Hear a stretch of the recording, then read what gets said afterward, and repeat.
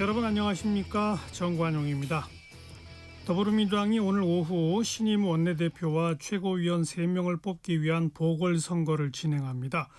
다들 자녀 임기만 하기 때문에 임기는 짧지만 정청래 대표 체제의 재편 측면에서 관심을 모으고 있죠. 관련된 자세한 이야기 오늘 2부 정치토크 직진본능 직설하고 시간에 자세히 이야기 나눠보고요. 1부에서는 정관용의 시사본부 신년기획 2026 대한민국 지방선거 대전망, 어제 경기도지사 선거 전망에 이어서 오늘은 경기도의 주요 기초자치단체장 선거 전망해 보도록 합니다. 정관용의 시사본부 1월 11일 일요일 순서 시작합니다.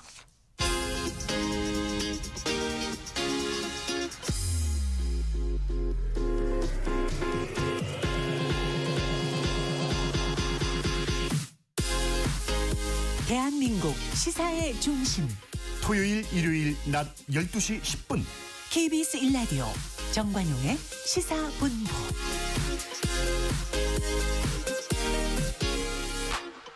한 주간 주요 뉴스 생생한 음성자료와 함께 정리해드리는 곽지연의 주간 뉴스 브리핑입니다. 곽지연 리포터 어서 오세요. 네, 안녕하세요. 한중 정상회담 소식부터 알아보죠. 이 국빈으로 중국을 방문한 이재명 대통령이 시진핑 국가주석과 만났죠. 네, 이 한중 정상회담에서 이재명 대통령은 올해가 한중 관계 전면 복원의 원년이 될 거라면서 한반도 평화 대안을 함께 모색해 가자고 이렇게 말을 했습니다.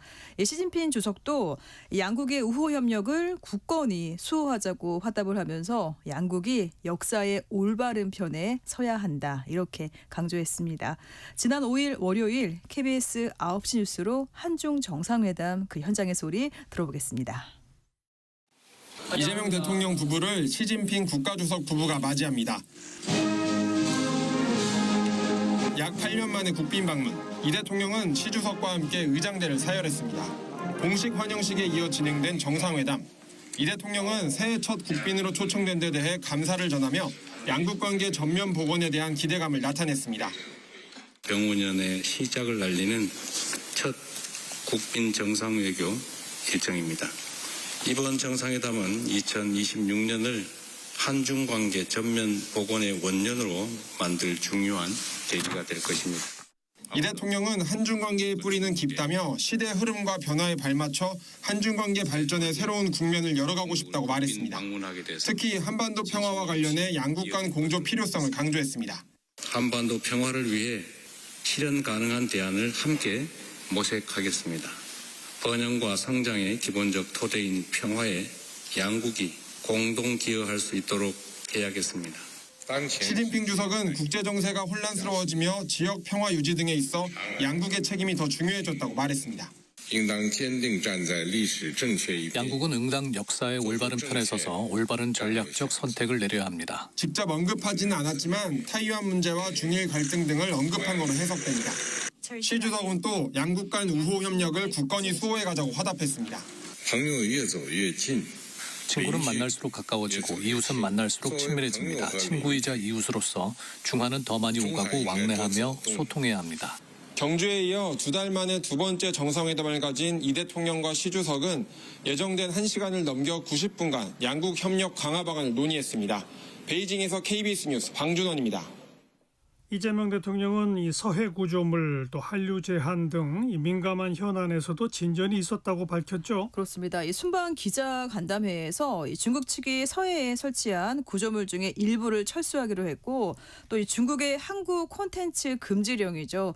그 이른바 한한령에 대해서는 이 실무 협의를 통해서 점진적으로 해결하는 데 그 뜻을 모았다고 이 대통령은 전했습니다. 7일 수요일 KBS 9시 뉴스로 직접 들어보시죠. 최근 양국 간 갈등 사안이었던 서해 구조물과 관련해 이재명 대통령은 실질적인 진전이 있었다고 평가했습니다. 서해 중간쯤에 한중 공동수역이 있는데 구조물이 중국 쪽 경계에 붙여서 넘어온 것이니 중간선을 그을 것을 제안했다고 밝혔습니다. 관할을 나눠버리면 깔끔한데 그 중간을 공동관리로 남겨놓은 겁니다. 이제 이거를 선을 그어버리면 제일 깨끗해요. 이어 구조물 가운데 양식장 관리시설이 있다면서 이 시설을 중국 측이 철수하기로 했다고 전했습니다. 관리하는 시설은 그럼 뭐 철수할게 이래가지고 아마 옮기게 될 것 같아요. 그 얘기를 이제 실무적으로 하기로 한 거예요. 한류 제한 조치인 한한령 해제도 단계적으로 추진될 거라고 밝혔습니다. 중국이 한한령 자체를 인정하지 않는 현실을 언급하며 질서 있게 해결될 것이라는 중국 측 표현을 인용했습니다. 석자 얼음이 한꺼번에 언 것도 아닌데 또 한꺼번에 다 녹겠냐. 과일은 때가 되면 익어서 떨어진다. 이렇게 직접 시 주석께서 말씀하셨는데 또 양국 협력의 증표로 광주 우치동물원에 판다 한 쌍을 보내달라고 요청했다고 밝혔습니다. 한중 정상회담에서 나온 시진핑 주석의 역사의 올바른 편에 서야 한다는 발언에 대해서는 공자 말씀 정도로 이해했다고 말했습니다. 미중, 중일 갈등 속에 우리나라를 압박하려는 의도 아니냐는 논란에도 별도로 반응할 필요는 없다는 입장을 밝혔습니다. KBS 뉴스 이희연입니다. 계엄은 의회 폭거에 맞서기 위해서였다던 국민의힘의 장동혁 대표, 이번에는 12.3 비상계엄의 책임을 통감한다며 대국민 사과했죠? 네, 윤석열 전 대통령과의 절연은 직접 언급하진 않았습니다. 그러면서 이 잘못을 반성하고 혁신에 나서겠다 이렇게 약속을 했는데요. 그리고 지방선거를 앞두고 보수 대연합 등 외연 확장 의지도 내비쳤습니다. 7일 수요일 KBS 9시 뉴스입니다.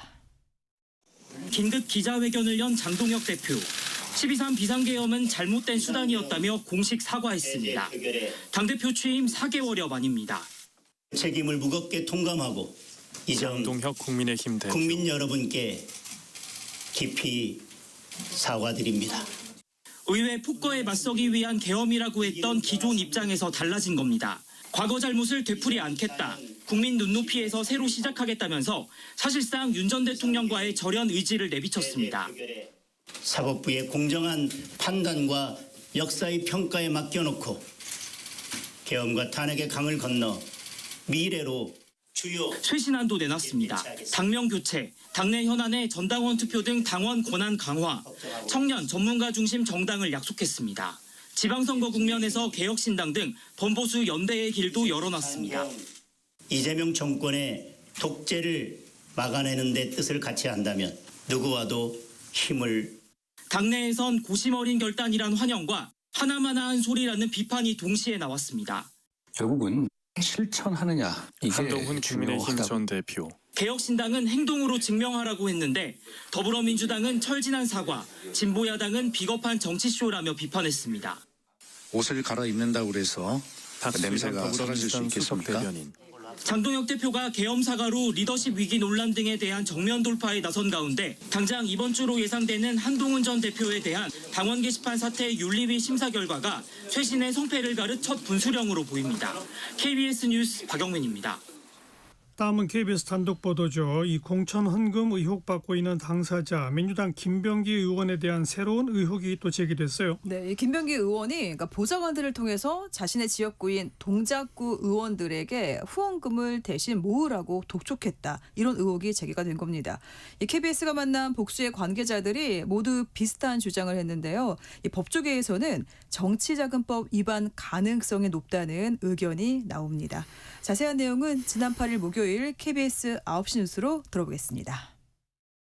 김병기 의원 지역구인 서울 동작구에서 구의원을 지낸 정치인입니다. 당시 김 의원 보좌관으로부터 후원금을 모아오라는 요청을 받았다고 말했습니다. 의원이 돈이 많이 들어가고 여러 가지 많이 해야 되니까 후원금을 좀 모아오도록 해주시오. 보좌관이 했는데 저는 그건 못한다고 거절을 했고. 다른 구의원들 역시 자신처럼 후원금 독촉을 받았다고 했습니다. 미달라면 왜 이거밖에 못했느냐. 돈 해와라 책임도 하고. 누구한테 얼마를 받아왔니. 후원금을 내가 얼마나 받아줬는데 이런 얘기는. 동작구에서 활동했던 다른 민주당 관계자에게도 비슷한 증언을 들을 수 있었습니다. 지역구 사무실에서 회의가 끝나고 김 의원이 나가자 보좌관이 시 구의원들에게 후원금 액수가 모자라니 신경 좀 쓰라는 취지로 2018년부터 매년 이야기했다는 겁니다. 정치자금법은 공천과 관련된 기부를 금지하고 있습니다. 국회의원과 기초의원 사이에는 사실 공천이라고 하는 업무적 정치적 관계가 존재를 하지 않습니까? 그런 독촉을 받았을 때는 타인의 의사를 억압하는 방법에 해당한다라고 볼 가능성도 있어요. 김 의원 측은 일방적 주장이라며 사실 무근이라고 밝혔고 언급됐던 당시 보좌관은 생각이 안 난다고 답했습니다. 경찰은 2020년 총선을 앞두고 김 의원에게 공천 헌금 1,000만 원을 건넸다는 탄원서를 쓴 전직 동작 구의원을 피의자 신분으로 불러 조사했습니다. 구의원 측 변호인은 탄원서 내용 외에 김 의원 측과 주고받은 건 없다며 공천 헌금 제공 의혹을 사실상 시인했습니다. KBS 뉴스 최재훈입니다. 윤석열 전 대통령의 내란 우두머리 혐의 결심 공판 서울중앙지법에서 하루 종일 이어졌고 결국 못 끝냈죠? 그렇습니다. 이틀 전 9일 오전 9시 20분부터 서울중앙지법에서 윤석열 전 대통령의 내란 우두머리 혐의에 대한 마지막 재판이 진행이 됐습니다.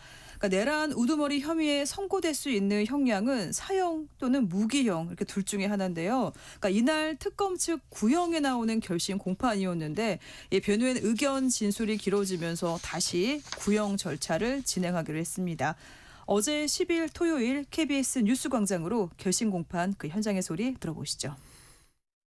윤석열 전 대통령의 내란 우두머리 혐의에 대한 구형이 13일로 연기됐습니다. 지기현 재판장은 어젯밤 10시쯤 윤 전 대통령 측 진술과 구형을 위한 결심 공판 기일을 다시 잡기로 결정했습니다. 결심 공판은 윤 전 대통령과 김영현 전 국방부 장관, 조지호 전 경찰청장 등 피고인 8명 측의 의견 진술부터 진행됐는데 김영현 전 장관 변호인만 7시간 넘게 증거 관련 진술을 이어갔습니다. 여기에 윤 전 대통령 측도 6시간에서 8시간가량 의견을 밝히겠다고 해 밤샘 재판이 불가피한 상황이었습니다. 이에 재판부가 윤 전 대통령 측 의견 진술만 다음 기일에 진행하자고 제안한 겁니다. 오는 13일 특검 측은 윤 전 대통령을 포함한 피고인 8명에 대해 한 번에 구형하게 됩니다.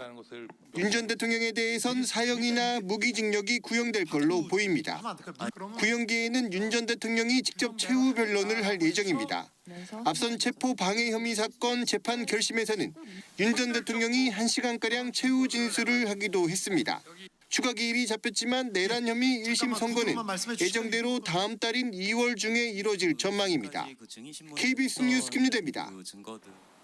갑질 의혹과 거액의 재산 증식 또 이 세 아들의 부모 찬스 등 이해훈 기획예산처 장관 후보자 각종 의혹이 연일 쏟아지고 있죠. 그렇습니다. 이해훈 후보자가 폭언을 하는 녹취가 또 나왔습니다. 그러니까 국회의원 시절 보좌진에게 고성과 폭언을 쏟아부은 그 녹취에 이어서 이번에는 그러니까 다른 보좌진에게 한밤중에 폭언을 한 녹취가 추가로 공개가 된 겁니다.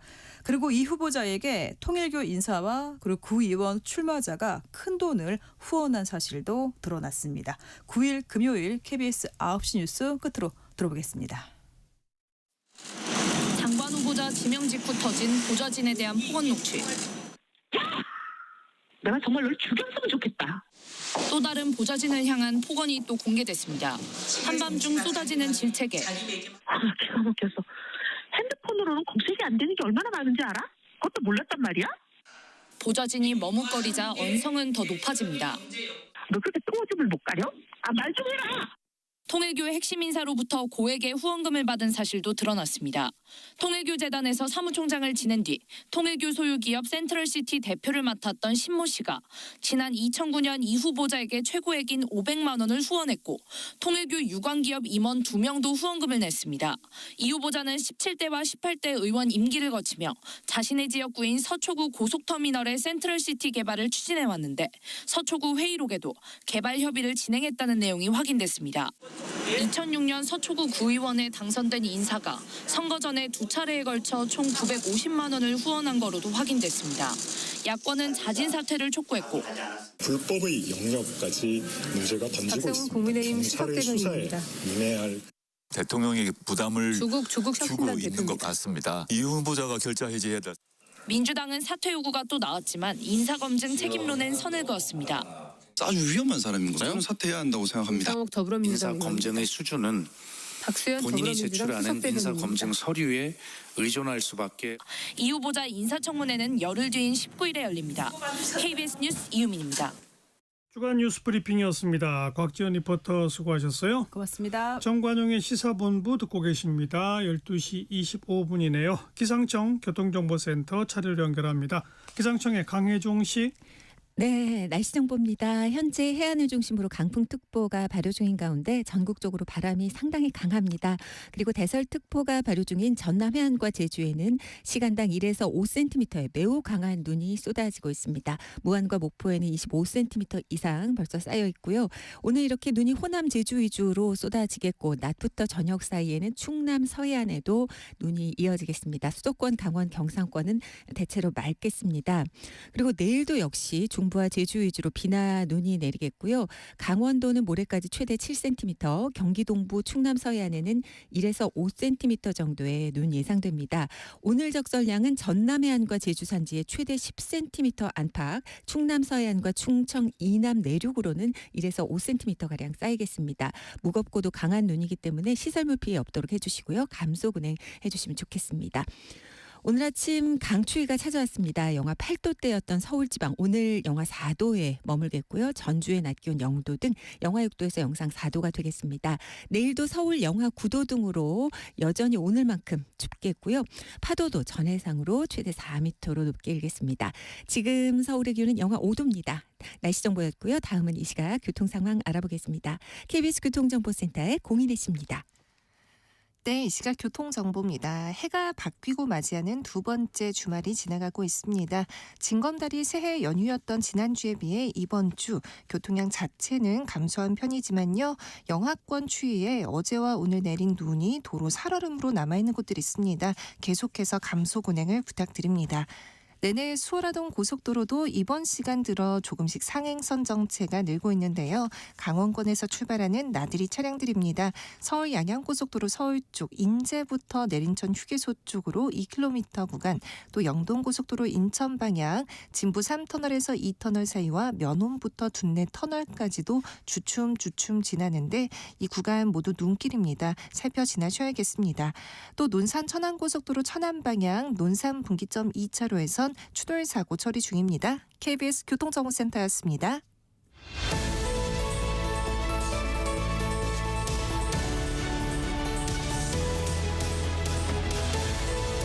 KBS 1라디오 정관용의 시사본부 신년 기획 2026 대한민국 지방선거 대전망. 신년기획 2026 대한민국 지방선거 대전망. 오늘 어제 경기도지사에 이어서 경기도의 주요 기초단체장 선거 집중 분석해보죠. 오늘도 엄경영 시대정신연구소장 함께합니다. 엄 소장 어서 오십시오. 네, 안녕하세요. 지금 경기도의 기초자치단체장들이 여야 분포가 어떻게 됩니까? 네, 총 31개의 시군이 있는데요. 국민의힘이 22곳 그리고 민주당이 9곳에서 차지하고 있습니다. 민주당은 지난 지방선거 때 전국적으로 열세였는데요. 경기도에서는 상대적으로 선전했다 이렇게 볼 수 있을 것 같고요. 네. 경기 남부와 이기 신도시가 주요 민주당 텃밭입니다. 그러니까 어제 정리했지만 지난 선거에서 광역단체장, 경기도지사는 김동연 지사가 어렵사리 신승을 하긴 했는데 그렇지만 윤 전 대통령 당선 직후였기 때문에 그 분위기 탓에 기초단체장은 국민의힘이 그래도 상당히 거의 석권한 그런 거였네요. 네, 그렇습니다. 일반적으로 지방선거의 승패는 크게 두 가지 요소에 의해서 결정이 되는데요. 첫 번째가 대통령 지지율입니다. 대통령 지지율이 높을수록 여당이 유리하고 낮을수록 야당이 유리하죠. 그리고 두 번째로는 투표율인데요. 지방선거 투표율은 최대 60%에서 최소 50% 안팎에서 움직이는데요. 높을수록 민주당 쪽이 유리하고 낮을수록 국민의힘이 유리하다 이렇게 볼 수 있을 것 같습니다. 네, 지난 지방선거에서 가장 박빙의 선거를 펼친 곳은 어디였습니까? 네, 지난 지방선거 때는 경기도 선거구 전체 선거구에서 3%포인트 이내가 7곳이었는데요.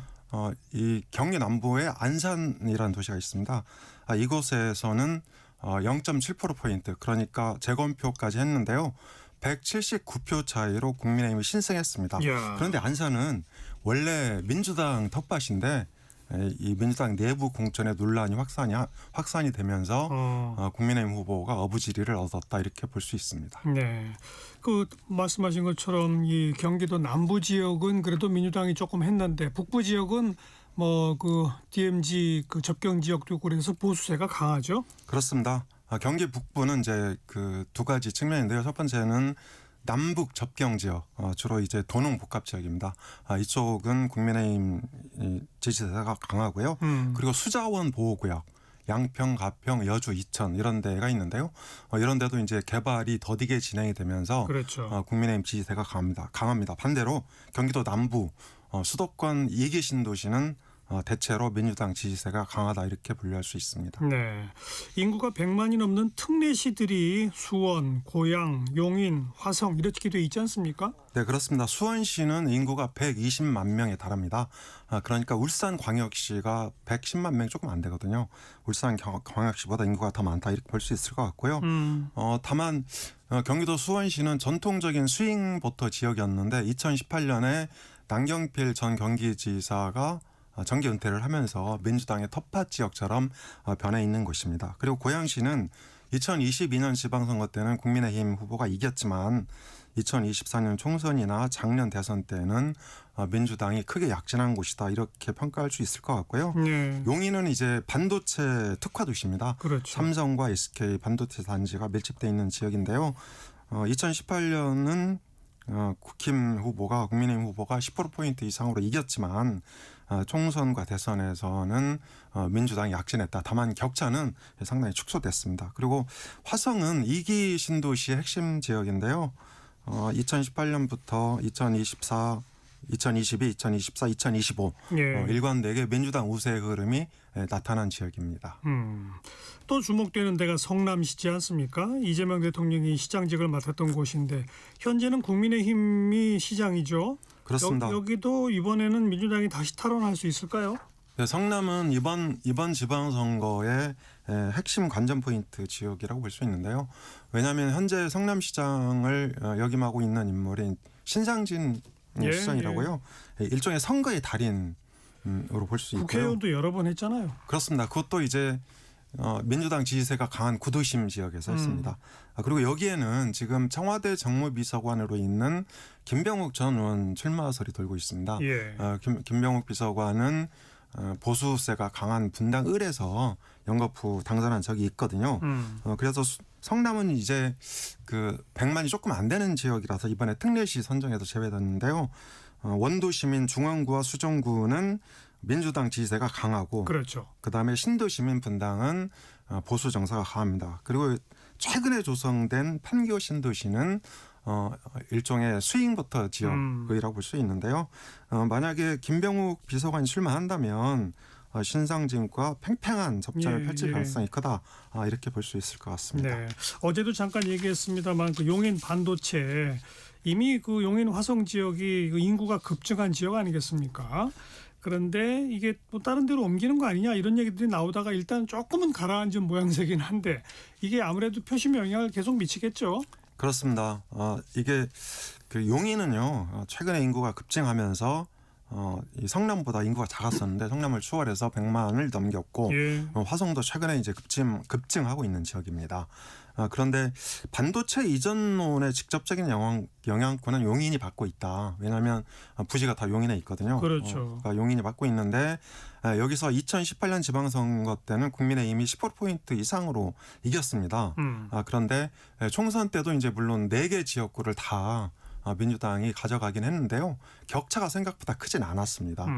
그리고 이재명 대통령도 지난 대선 때 용인에서 50% 조금 못 미치는 득표를 해서 여야 지지세가 팽팽한 곳이다 이렇게 볼 수 있는데 이번에도 이제 그 이상일 용인 특례시장이 계속 반도체 이전론을 제기하면서 표밭을 다지고 있고요.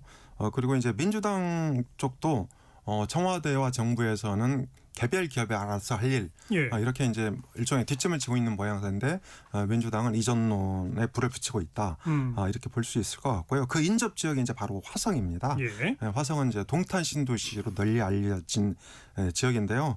화성은 최근에 민주당 지지세가 상당히 셌지만 지난 총선 때 화성을에서 이준석 개혁신당 대표가 당선됐죠. 당선된 지역입니다. 그리고 여기는 이제 이 재보선 가능성도 있는 지역입니다. 화성 갑의 송옥주 의원 민주당 소속인데요. 지금 2심에서 이제 구형을 했고 결심 공판을 기다리고 있습니다. 선고 공판을. 그래서 이번 이 재보궐 선거가 지방선거와 함께 치러질 가능성이 큰 곳이라서 예. 굉장히 그 선거 열기가 달아오르고 있는 지역입니다. 네. 그리고 뭐 부동산 관련해서 3기 신도시 건설이 생각보다 좀 느리다. 뭐 GTX도 약속보다 좀 늦어지고 있다. 이런 거는 좀 정부에 대한 불만 요인이 될까요? 그렇습니다. 그런데 문제는 1기 신도시와 2기 신도시에서 집값 상승세가 아주 가파르게 나타나고 있습니다. 그래서 1기 신도시와 2기 신도시에서 버티지 못하는 사람들이 젊은 층이라든지 내지는 서민층이 경기도 외곽 지역으로 이전을 하고 있거든요. 그런데 외곽 지역으로 이주를 했는데도 불구하고 3기 신도시나 GTX가 더디게 진행이 되고 있습니다. 그러니까요. 이건 이제 옛날과 다르게 상당히 많은 시간, 최소 10년에서 20년 정도의 시간이 걸릴 것으로 보여지는데요. 어쨌든 1기 신도시는 이제 집값이 상승하면서 이게 그 보수 지지가 늘어날 가능성이 좀 커지고 있고, 반면에 경기도 외곽 지역은 이 1, 2신도시 쪽에서 이주해 온 그런 사람들이 대거 분포되면서 민주당 지지세가 조금 더 강해지지 않을까 이렇게 전망이 됩니다. 이번에 여야는 경기 지역의 어떤 주요 공약으로 뭘 내세울까요? 현재까지 주요 공약은 부동산 문제 말고 2개 정도 꼽을 수 있는데요. 첫 번째는 반도체 클러스터 이전 문제가 최대 이슈로 부각되고 있습니다. 그러니까 아까 말씀드린 대로 뭐 청와대 정부 쪽에서는 유보적인 태도인데 정치권에서는 굉장히 불을 붙이고 있고요. 그리고 이제 민주당은 호남으로의 이전, 여기에 일부 진보 언론도 가세하고 있습니다. 네. 반면에 국민의힘 쪽에서는 용인에다 계속 둬야 된다, 이걸 주장하고 있고, 또 보수 언론도 가세하고 있는 상황인데요. 청와대와 정부 입장과 달리 최대 이 지방선거 이슈로 부상하고 있다, 이렇게 볼 수 있을 것 같고요. 그리고 두 번째 이슈는 주로 국민의힘 쪽에서 쟁점하고 있는데요. 이게 그 경기도 인접, 서울과 경기도 인접 도시의 서울 편입론입니다. 이를테면 이제 김포하고 구리가 그 앞장을 서고 있는데요. 이게 지난 총선 때도 나왔었죠. 굉장히 이슈가 됐던 겁니다. 그렇지만 총선 끝나고 이제 그 잠잠해졌는데요. 다시 지방선거가 다가오면서 이게 서울 편입론이 쟁점화할 그런 조짐을 보이고 있습니다. 네. 뭐 어제도 분석했지만 당장 내일 선거를 한다. 그러면 아무래도 더불어민주당이 상당히 유리한 그런 국면인 건 뭐 마찬가지죠. 그렇습니다. 도지사건 기초단체장인 건 똑같죠? 네, 그렇습니다. 도지사의 경우는 이제 국민의힘은 후보 자체가 지금 부상하지 않고 있는 상황이라서 설날 이후까지 한번 상황을 지켜봐야 될 것 같고요. 네. 그리고 이제 기초 단체장 같은 경우에는 민주당이 상당히 우세를 보이는 가운데 국민의힘이 추격을 하는 그런 양상이 전개될 가능성이 크다, 이렇게 분석할 수 현재 있습니다. 국민의힘이 그 시장 군수 맡고 있는 현역들이 22명이나 되니까 그 사람들은 그래도 현역 프리임을 좀 그 등에 업고 버텨보려고 할 것이고. 네, 그렇습니다. 그러니까 1기 신도시, 예를 들어서 성남이나 안양이나 뭐 이런 데는 용인도 그렇고요. 이런 데는 국민의힘 선전 가능성이 있고요. 2기 신도시의 상당 부분은 민주당의 우세로 전환될 가능성이 크다, 이렇게 볼 수 있습니다. 네. 자, 어제 경기도지사, 오늘 경기도 주요 기초단체장까지 엄경영 시대정신연구소장 도움 말씀 잘 들었습니다. 고맙습니다. 감사합니다. 다음 주 토요일에는 충청남북도, 또 다음 주 일요일에는 강원도 지방선거 또 전망해 보도록 하겠습니다.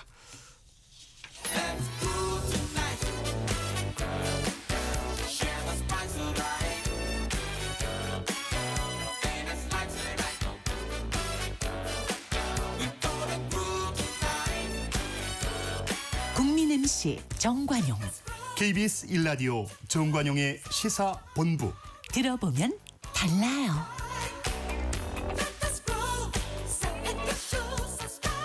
새해 벽두부터 북한 무인기 논란이 뜨겁습니다. 그래서 통일연구원의 조한범 석좌연구위원 모셨습니다. 어서 오십시오. 예, 안녕하세요.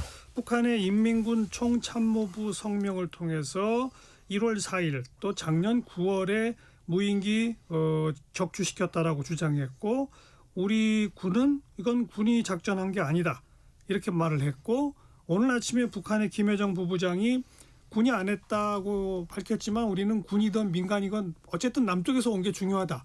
현재 여기까지 온 거죠. 예. 이제 인민군이 낸 성명도 그렇고 김여정도 그렇고 말은 좀 싸납지만 내용은 그렇게 거칠지가 않아요. 왜냐하면 처음에 인민군이 낸 것도 남한군이 했다, 대한민국군이 했다 이게 아니고 배후를 짐작하는 게 어렵지 않다 이렇게 표현했어요. 그다음에 김여정도 누가 했던지 이랬거든요. 네. 그래서 이미 다 재원이 나왔지만 지금 중국제 스카이워커 타이탄 2160 모델이라는 게 거의 동일하거든요. 지금 뭐 다 아시겠지만 어떤 시대냐면 인터넷 쇼핑을 통하면 특히 이제 중국제 보면은 모든 부품이 다 있습니다. 그냥 맘먹으면 조금 심하게 말하면 뭐 탱크도 하나 조립할 수 있을 정도로 모든 게 다 맞춤형이 되어 있거든요. 그러니까 중국제 스카이워커 타이탄 모델이 한 30-40만 원밖에 안 해요, 동체가. 그래요. 거기다가 이 장비를 실어도 한 150만 원에서 200만 원이면 저 정도 나오거든요. 그것도 돈 많이 들인 거예요. 그러니까 우리 군은 저런 거 가지고 있지 않고 부품을 저런 상용 부품을 쓰질 않고요. 특히 메모리 장치 같은 것도. 네. 그러니까 북한이 없는 사실을 말하는 것 같지는 않고요. 말한 대로 9월에 한 번 있었고 이번 1월 4일 날 아마 그거는 거의 사실인 것 같다. 예. 그러나 지금 우리 당국하고는 전혀 관계가 없다. 그리고 북한도 우리 군이 이걸 안 쓴다는 건 알고 있는 것 같죠? 알고 있죠. 알고 그렇죠? 있죠. 알고 한 겁니다. 그러니까 지금 보면 지금 북한이 그동안 지금은 끊겼지만 제일 두려워했던 것 그다음에 거북스러워했던 것 중에 하나가 민간단체의 대북전단 살포였거든요. 예. 거기다가 민간단체들도 드론에 만일에 전단을 실어 보내면 이게 효율적이거든요. 그렇죠. 평양까지 갔다 올 수 있거든요. 실제로 북한이 우리 외환 사태에서 나타났지만 평양까지 갔다 올 수 있는 시스템을 공개한 적이 있고요. 네. 그렇기 때문에 지금 북한은 이걸 통해서 지금 다시 민간단체들이 대북 전단 살포 내지는 활동을 하는 게 아니냐. 이게 컸던 것 같고. 네. 두 번째는 북한이 지금 기분이 좋은 상태가 아니거든요. 한중 정상회담 때문에. 본인들이 동맹인 중국이 한국과 밀착하는 게 아주 기분이 나쁜 상황이거든요. 예. 그리고 세 번째는 지금 아직 공시는 안 됐지만 곧 9차 당대회. 여기에서 한반도 적대적 이국가론, 통일 민족 개념 삭제하는 법제화를 시도할 가능성이 좀 높아 보이는 상황이거든요. 예. 그러려면 남북관계가 나빠야 되거든요. 아하. 그러니까 이번에도 본인들이 어쨌든 내부에도 알렸거든요. 노동신문에도. 그러니까 그 정도로 좀 분위기 조성인 것 같다. 네. 그런데 우리 군이 안 했고 그러나 분명히 남쪽에서 날아간 건 맞는 것 같고 그러면 남쪽에 누군가가 날려보냈다는 건데 예. 그다음에 이제 거기 그 촬영한 그 메모리 카드를 이렇게 또 공개하지 않았습니까? 예. 보면 우라늄 광산, 뭐 침전지 이런 걸 촬영했다는 거거든요. 그러면 이 남쪽에 누군가가 바로 그런 것들을 촬영할 목적으로 보냈다라는 거 아닙니까? 그러니까 말씀드렸던 스카이워커 타이탄 2160 모델이 항공 측정용이에요. 그러니까 카메라 정도는 다 답니다. 근데 그 침전지 찍어서 무슨 군사적으로 의미가 있습니까? 몇 시간 분량 중에서 본인들이 끄집어낸 거죠. 군사적으로 의도적 의미가 있는 몇 장을. 그러니까 탈북 단체들 같은 경우는 드론에 대한 전문적인 지식이 없습니다. 그다음에 이 드론 이 동호회라든지 뭐 대학생 정도 관련과 정도면은 충분히 저 정도 하거든요. 네. 그러면 과거에 대해 이미 본인들의 기술력을 입증하기 위해서 한두 차례 했던 걸 본인들이 공개한 사례가 있어요.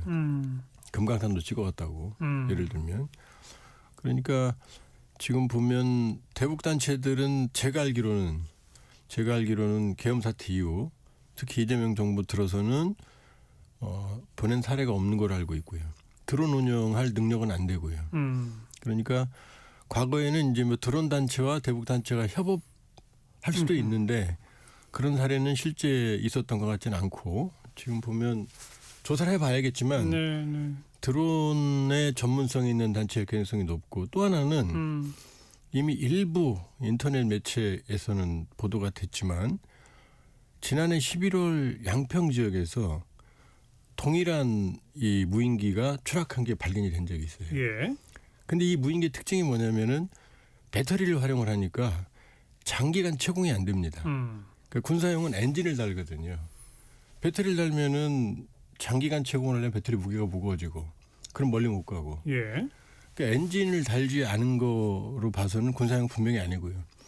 이미 양평에서 동일한 모델이 출하가 됐고 그때 이미 민간단체에 의한 것이라고 잠정적 결론이 난 걸로 알고 있거든요. 그러니까 어떤 민간단체? 그건 모르죠 아직. 그러나 상황을 봤을 땐 드론 관련 전문적 지식을 가진 능력을 가진 민간단체 개연성이 높다. 그다음에 이번에도 대북단체가 그런 거 찍거나 그렇게 해서 뭐 활용하거나 그런 사례가 없거든요. 그러니까 아마 드론 쪽이 아닐까. 드론 관련 동호회나 아니면 전문단체가 아닐까라고 추정만 하는 거죠.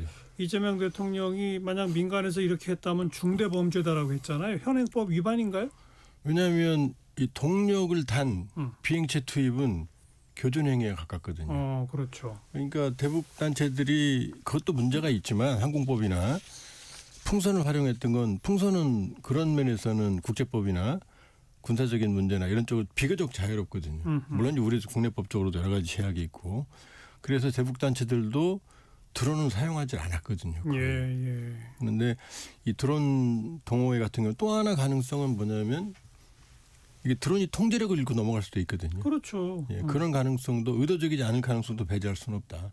왜냐하면 지금 드론이 너무 일반적이거든요. 뭐 개인들이 뭐 무슨 뭐 중고등학교 수준만 해도 충분히 하니까요. 네. 그냥 인터넷에서 가져다가 띄우면 되는 거거든요. 네. 그러니까 뭐 우리 쪽에서 이걸 왜 포착을 못했냐 포착하기가 쉽지가 않죠. 크기가 그냥 독수리 정도도 저 정도 나오거든요. 거기다가 우리 방어 체계는 북쪽에서 넘어오는 데 특화되어 그걸 있지. 감시해야죠. 그렇죠.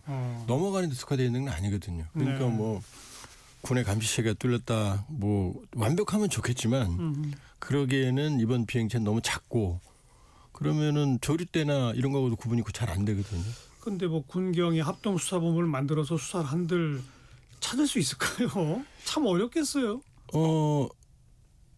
제가 보기에는 가능성도 있습니다. 그래요? 왜냐하면 이미 양평 사례도 있고 그리고 아마 여러 가지 루트를 찾으면 뭐 불가능한 건 아니다.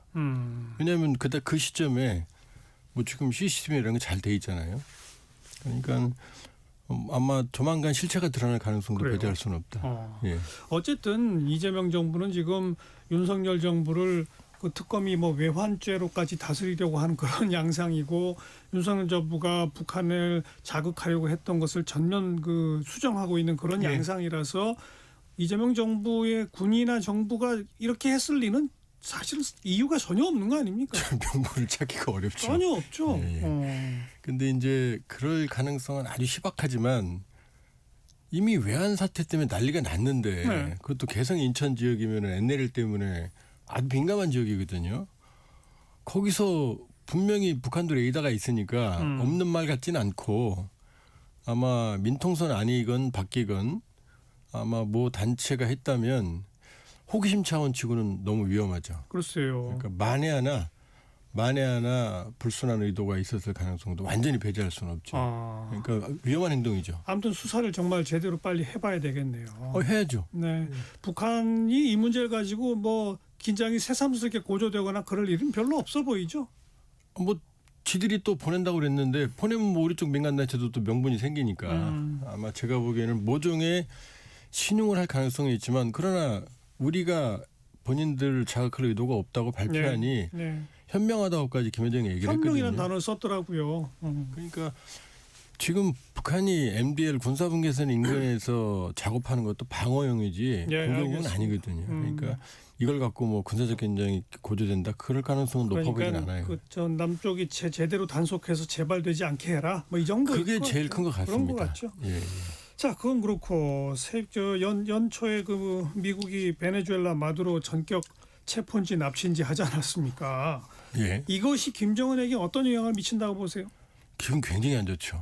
왜냐하면 우리 입장에서는 설마 그러지만 트럼프 대통령의 특징이 뭐냐면 뭐든 불가능한 게 없는 사람이거든요. 거기다가 2024년 8월 달에 맥마스터라고 하는 트럼프 일기 때 안보 보좌관이 이 자서전 회고록을 출간했는데 거기 뭐라고 나오냐면 멕시코 마약 단지를 폭파할까 이런 대목이 나와요. 이번에 했잖아요. 베네수엘라. 그다음에 또 나오는 게 뭐냐면 북한 열병식 할 때 그때 인민군 한꺼번에 없애면 어때? 이렇게 물어봤어요.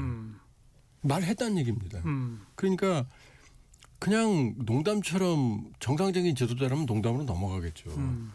근데 이 양반은 이게 농담이 아니거든. 실제로 했거든요. 네. 그린란드도 지금 실제로 하고 있고. 그러니까 그렇게 본다면 북한으로서는 실제 위협을 느낄 거다. 어떻게 대응할까요, 그러면? 지금 베네수엘라 북한은 다르고요. 첫째. 왜냐하면 미국이 베네수엘라 앞바다에 항모 전단 보내서 한두 달 난리쳤던 것도 사실은 시선을 돌리면서 내부를 정확하게 파악하려고 했던 거거든요. 예. 근데 동해에 항모 전단 오면은 중국과 러시아가 감시하는데 첫 번째. 두 번째는 북한은 평양방어사령부 말이 평양방어지 김정은이에요. 예. 이게 15만입니다. 예. 그다음에 호위천국 이건 김정은만 보호하는 게 또 5만입니다. 여기에 우리를 치면 청와대 경호팀이 한 4천쯤 돼요. 여기다 우리가 알고 있는 깍두기 머리들 그 김정은 차 옆에 뛰어다니는 친구들이 한 50명 되는데 이 사람들은 그냥 자폭 드론이라고 보시면 됩니다. 거기다가 지하 미로로 연결된 여러 개의 그 안전과학이 있으니까 베네수엘라는 다르다. 그러나 실제 김정은 같은 경우는 위기감을 느낄 가능성이 크죠. 그래서 북미 대화에 조금 더 적극적으로 나설 가능성은 커졌다요? 이제 한쪽으로는 핵 보유에 더 집착하겠죠. 그렇고 핵이 있으면. 예. 두 번째는 뭐든지 하는 사람이니까 일단 대화해보자 이런 생각을 가질 수 있겠죠. 그러니까 양면이 다 있죠. 그러니까 그리고 이미 김정은 위원장이 지난해 최고인민회의에서 트럼프 대통령을 만나지 못할 이유가 없다고 그랬거든요. 맞아요. 만나겠다는 얘기예요. 예. 그러니까 4월에 트럼프 대통령이 베이징에 오니까 알겠습니다. 가능성이 있죠. 그때를 주목해 봐야 되겠네요. 자, 통일연구원의 조한범 석좌연구원이었습니다. 고맙습니다. 예, 고맙습니다. 비지스가 부르는 How Deep Is Your Love 들으시고요. 1시에 다시 옵니다.